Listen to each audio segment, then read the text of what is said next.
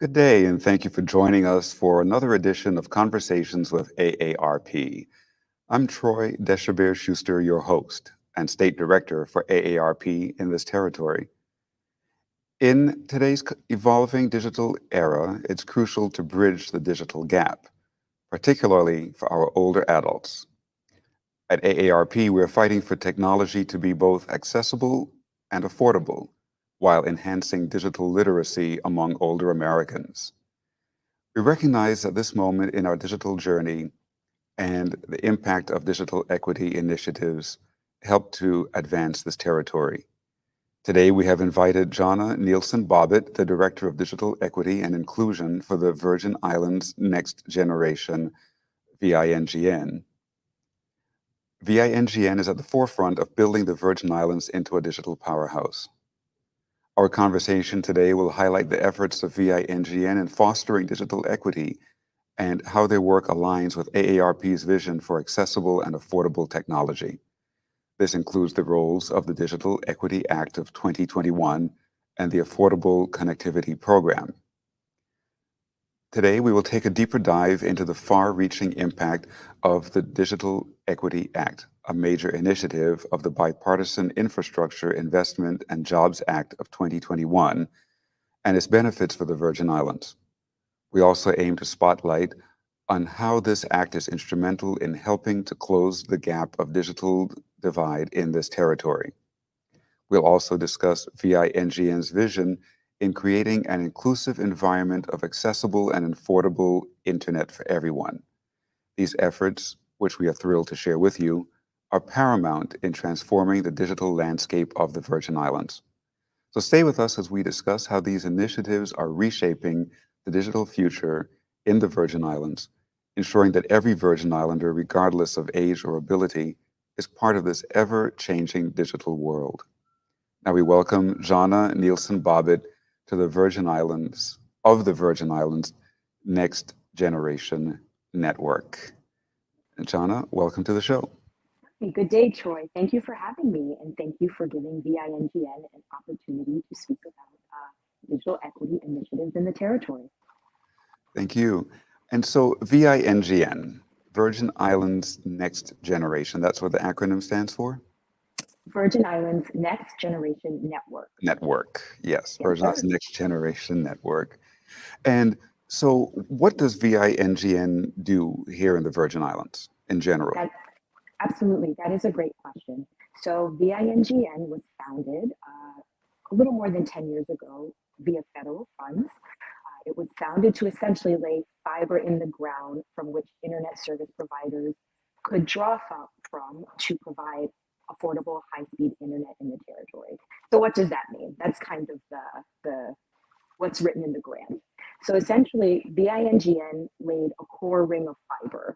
So there's actually enough fiber, which is what the internet runs on. There's enough fiber in the ground in the territory to power the internet of New York City. There's quite a lot of infrastructure under our streets or under our roads. So viNGN laid this ring, and from that, internet service providers, be they the bigger ones that everyone knows or the smaller locally owned ones, pull from that ring to provide services directly to the homes. So viNGN does not provide internet service directly to a home, but we do provide it to the internet service provider at a bulk rate for them to then provide to individual houses. The company, viNGN is a public corporation. It's owned by the Virgin Islands. It's the people's internet middle mile carrier. And our charter is essentially to bring down the cost of internet. Well, I say that fully knowing, as I live in the Virgin Islands, that internet here is very expensive. So that is the goal of the founding of viNGN, and we're still working towards that goal every day. And obviously, haven't quite achieved it yet, but very much working towards it. So we hear a lot about global crossing, Mm-hmm. and that we have presumably the very best internet on the planet coming through Mm-hmm. St. Croix.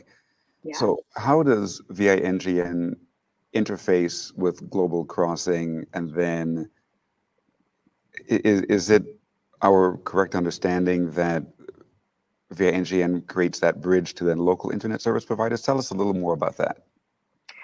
That might be outside of my scope a bit. That might be a question for some of our technical folks. Mine's far smarter than I am. But essentially, what happens is there's difference between fiber and what people receive in their homes. Some internet service providers will give direct fiber to someone's home. That tends to be the fastest of the internet. Other internet service providers take the fiber from viNGN and they mix it with some kind of infrared or some kind of transmission. That tends to be the slower internet. So a lot of times what you get in your home depends on who you're with and what kind of internet they're providing to you. But everyone does have equal access to the fiber that comes in. Okay, great. So in his recent State of the Territory address, Governor Bryan spoke about the importance of technology in advancing the Virgin Islands in this digital era. How does the Virgin Islands Next Generation Network align with the governor's vision for technology and its impact on Virgin Islanders? Yeah, absolutely. viNGN aligns with the governor's plan. As I mentioned, the core or the charter of this public corporation is to bring down the cost of internet in the territory. And maybe let me even back up for a second. So when we talk about digital equity or digital inclusion, that's a very fancy way of saying we live in a society where everyone should have access to three things: affordable high-speed internet, devices to use affordable high-speed internet, and the skills to feel comfortable using affordable high-speed internet. And so between the fiber that viNGN lays or the grants which we will speak about that are coming into the territory around digital equity, those are all working in lockstep to ensure every Virgin Islander, and just like the Biden-Harris administration is trying to ensure that every American has access to those three tenets, those three foundations of digital equity, which is access to high-speed, affordable, very important internet, devices. So not just a smartphone, but do you have a laptop? Are you creating content? Smartphones are great for consuming content, but they're not great for creating content. So do you have access to tablets, laptops, desktops? And do you have the skills to use them? Maybe you have a laptop, but you don't feel comfortable using it. So those are the three core tenets that we're really trying to focus on moving forward under digital equity and inclusion initiatives. So let's go deeper into digital equity and share with us a more detailed overview of the work being undertaken by the Virgin Islands Next Generation Network with regards to digital equity. Sure. Sure. So if you don't mind, I'd like to divide it into two sections. So I'll speak specifically about what viNGN is doing, and then I'd like to speak a little bit about kind of what the funding and the political energy is around internet from the Biden-Harris administration. So maybe let me start with that side. So as you mentioned, under the Bipartisan Infrastructure and Investment Jobs Act, the Biden-Harris administration passed the Internet for All initiative. So this is a multi-billion-dollar initiative across the United States, which includes the 40 states, Puerto Rico, and the 4 territories to address those three tenets. So do we all have access to high-speed internet? I know I say that, but I'll continue to say it. Do we have devices and do we have skills?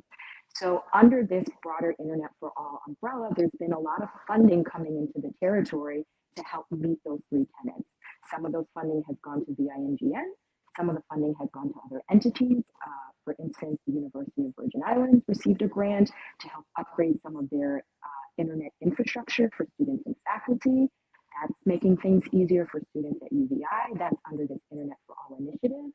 viNGN is expanding access to community Wi-Fi hotspots.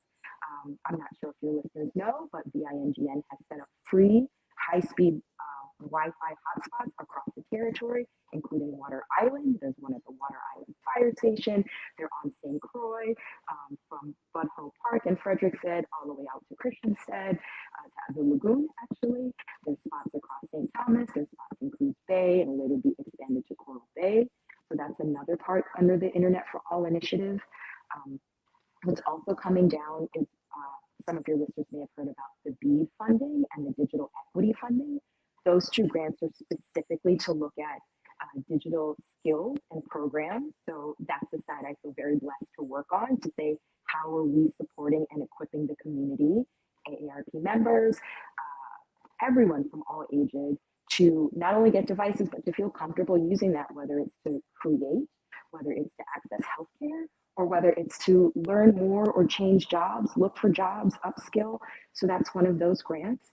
ONB is managing the BEAD side, which looks a little bit more at infrastructure. So are there enough hotspots? Are there enough devices? So there's different funding that's coming together under this larger Internet for All initiative that might seem like they're not related, but they're all working together towards this goal. Does that make sense? Is that? Yes, yes. So Okay. I'll ask again just to make sure that, Yes, that I'm please. understanding it well. So the Internet for All has two two prongs, if you will. That's making sure that everybody has access to the internet and then that everybody is able to actually use the internet, like through devices and so forth. Am I correct in that understanding? And having devices. Yes, but missing one prong. So the third prong is device. So do you have the laptop or the tablet? Do you have the glucometer, the glucose meter with the smartphone?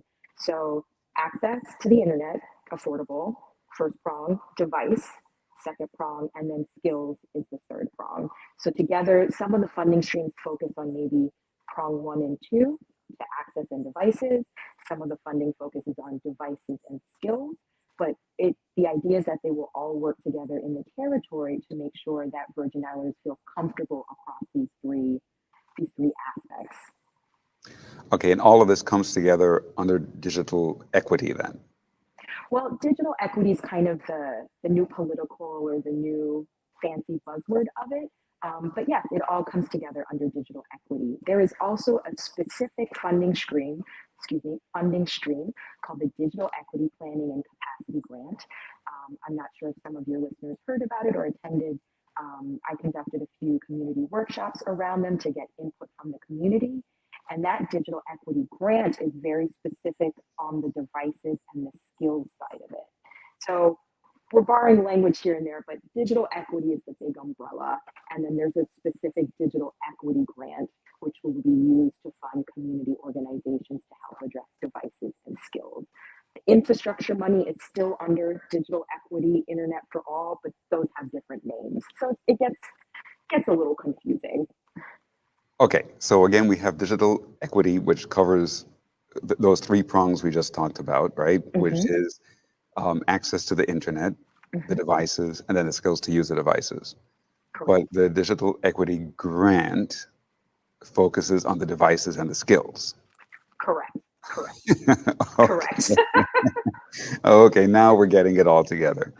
And so the first part about the access to the internet, am I correct in saying that is almost complete at this point with hotspots and internet access everywhere, or is that still an Oh ongoing? no, absolutely still ongoing. As so, as if this isn't confusing enough, access is also divided into speed and affordability. So it's not enough that you can access the internet. Is your access affordable? I pay for internet in the territory I live here. I know it's expensive, so we have to address the affordability aspect. Also, is your speed adequate? What we learned during COVID in the territory across the United States was that when it came time for kids and parents and families, or even individual older adults to come home and have to function digitally or have to function with the outside world via remote technology, sometimes the internet wasn't fast enough. Some families did not have fast enough internet for two kids to be on e-learning to do their studies, while one parent or a grandparent or a caregiver did their telemedicine or worked. So there's different aspects to there's different aspects to access that still need to be addressed in the territory and are being addressed. viNGN is contributing towards those efforts through community hotspots, free hotspots. Liberty VI, which used to be Broadband VI, was awarded money by the FCC to build out to some of the areas that are yet to be connected. So that looks like the North Shore on St. Croix. We know that those have dead zones, if you will, where you get out there, you don't have internet. We know Coral Bay has issues. So Liberty VI receives money from the federal government to extend to some of these houses that are not connected. Virgin Islands Next Generation, or viNGN, we are also about to do a fiber run out to Coral Bay, which should help to bring the cost down, to households out in Coral Bay. So it's still an ongoing challenge in the territory. Some of that is because of how naturally beautiful mountains make it difficult, concrete structures. Wi-Fi most people don't know this, Wi-Fi in a concrete house or a concrete apartment, they don't go together. So really and truly, you need some kind of booster. So that might go under the devices. Okay, now people have access. Let's try and get boosters into everyone's home so that when you're in the back room, you still have that same internet than when you're close to the router. So it's a little more complicated, but again, through this Internet for All funding, those are the things that viNGN is looking to address, and other actors in the territory are also looking to address. So focusing then on the digital equity grant, the devices and the skills to use the devices, where are we with that, and how do people access that? That is a great question. So it's what keeps me up at night. No, I'm kidding. So the grant was wonderful and unusual in that it's a two-part grant. So the territory is anticipated to get around $8 million, which will be funneled into community organizations, small businesses, and some local government agencies that interface directly with the community. So at the end of the day, this money is looking to get down to the community level. We do understand that there are issues in the territory related to infrastructure, how the health system talks to itself electronically, how government agencies talk to themselves electronically. But we decided, after having conversations with different community actors, the workshops, that the plan for digital equity would be to trickle it down to the community, because that would be the best bang for our buck. This is not to put anyone on blast. We know we could put it into some government infrastructure, but we might still come out $8 million later with that not fixed. So let's put that into the community where people can directly get to a computer literacy course. I know AARP did financial literacy courses. So that's the plan for the digital equity grant. The first part of the grant is putting together a plan, which literally I have to submit today. So that's what I've been working on based on the community workshops and engagements that we've had over the last 6 months. We've done a lot of one-on-one interviews. I'm sure some of your listeners might recognize me or know my name. I'm sure I reached out to them and said, let's talk about this. So today I submit the plan. The NTIA, which is the federal donor for the digital equity grant, which again, as you mentioned, deals with devices and skills. They will review it. It then comes back to us, and we are anticipating to get it out for public comment before the end of the month. So I will let you know when it's ready for the public to review. It's essentially the plan of how the $8 million will be spent on community programs. So I'm very excited. viNGN has worked very hard to put this together. It has been a labor of love, 6 months of lot of interfacing with the community, of hearing what people had to say. Not all of it was good, and you know what? That's important too. Some people said, I don't want the internet. That's their right as well. We talked about why. So it's been a real labor of love. So the plan should be out for public comment and review before the end of the month. It will be out for 30 days.